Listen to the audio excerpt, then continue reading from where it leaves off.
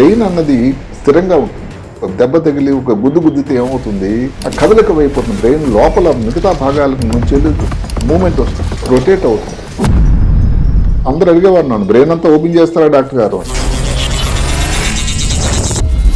అంత సృష్టికర్త అది చేస్తూ ఇంకో మాట కూడా ఆయన గ్రహించారు. చిన్నప్పుడు తగిలే దెబ్బలు పెద్దయ్యాక ప్రభావం చూపిస్తాయా? అది చాలా మంచి ప్రశ్న. ఎందుకంటే నెమ్మదిని మెదడు తాలూకా పల్సేషన్, మెదడు కొట్టుకుంటూ ఉంది, పల్సేషన్ గుడిలాగే. అంతమందికి తెలియదు. అది ఎక్కువ ఆల్కహాల్ కన్జంప్షన్ చేయడం వల్ల బ్రెయిన్ కి ఎటువంటి ఎఫెక్ట్స్ వస్తాయి? చాలా మార్పులు వస్తాయి.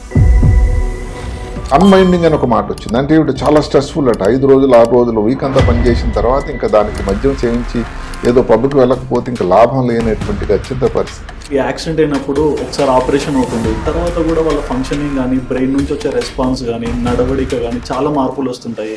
సో దీనికి కారణం ఏమంటారు? ఈ మధ్య కాలంలో చాలా కామన్ గా వచ్చిన మాట, యాక్సిడెంట్ అయింది, ఆపరేషన్ లేదు, పేషెంట్ రికవర్ అవుతుంది. దయచేసి గమనించాల్సిందల్లా ఏమిటంటే బ్రెయిన్ డాట్ అంటే ఏదో బ్రెయిన్ ఏం కుళ్ళిపోవటం లేదు. బ్రెయిన్కి అవగాహన శక్తి అన్నది తగ్గిపోతూ ఉంటుంది. సోషల్ మీడియా వాడకం అన్నది, శాతం అన్నది తగ్గించాలి. కరెక్ట్.